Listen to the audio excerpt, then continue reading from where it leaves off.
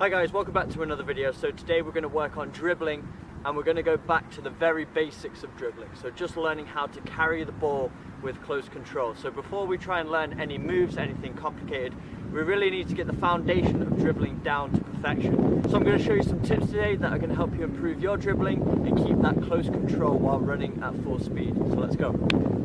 So the first thing we need to talk about is the part of the foot that's making contact with the ball. And the area of the foot we want to be using is right here.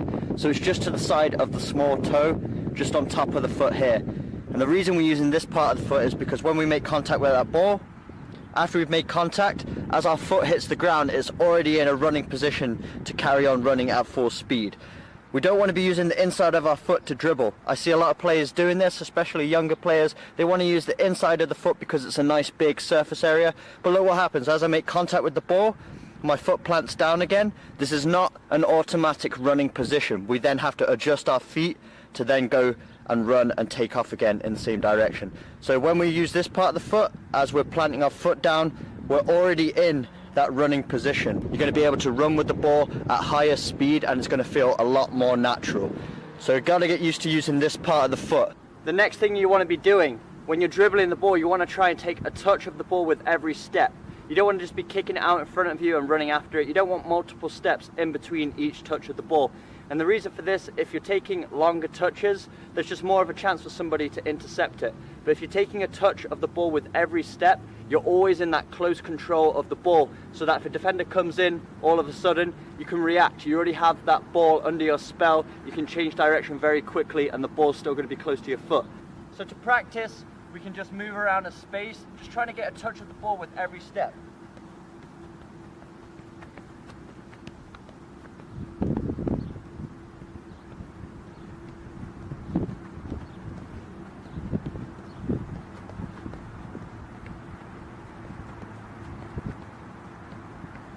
Obviously that isn't full pace, but that's just a way to warm up. So just practice this by yourselves. Just get a nice open space. You could just use an open grass field. You don't need a goal, you don't need any equipment. Just kind of dribble around the space. Get used to that ball at your feet. Try to keep close control and taking a touch of the ball with every step that you take. This is something Messi and Robben do all the time.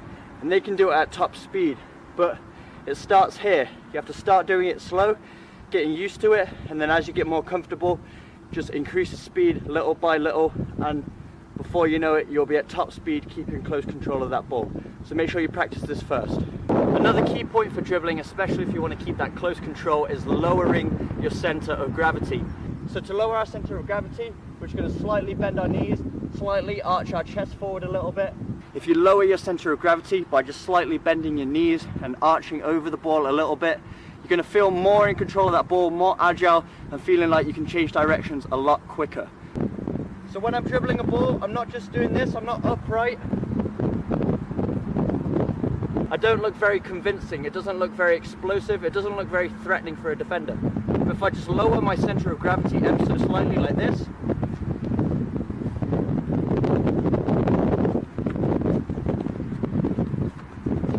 I look a lot more convincing, I look a lot more in control of the ball, I'm taking a lot more touches of the ball, I'm a lot quicker moving around, and I can change direction a lot quicker. So I see a lot of players that don't do this. They don't lower their center of gravity when they're dribbling a ball. They remain upright, it looks a little awkward, it's not as fast, and they lose control of the ball, sometimes not even by being tackled, sometimes just because they've got the ball at their feet and they're upright. They lose control and it slips away from them. So if you lower your center of gravity, you're going to feel far more in control of the ball. So my final tip is your arms. You need to have balance of the ball. So balance is where a lot of your control comes from in the first place. So two key points for balance is having a nice strong core, so doing a lot of ab exercises and things like that. So when you lower your center of gravity, you have support from your core, so that you can maintain that body positioning throughout the duration of a game without becoming fatigued. And also, your arms need to be out for balance. It's almost like if you were walking on a tightrope, a lot of people would have their arms out for balance, and the exact same thing applies when you're dribbling a soccer ball as well. A lot of people have their arm out to the side slightly. Some people just like to do a running position, so you just have your arms out in front of you, so it looks very natural like you're running. Whatever works for you, but just make sure you have your arms out. They're not just rooted by your side or anything like that, because that's just going to decrease your balance. You're going to lose control of that ball a lot easier, and it's just not going to be as effective. So make sure you have those arms out for balance.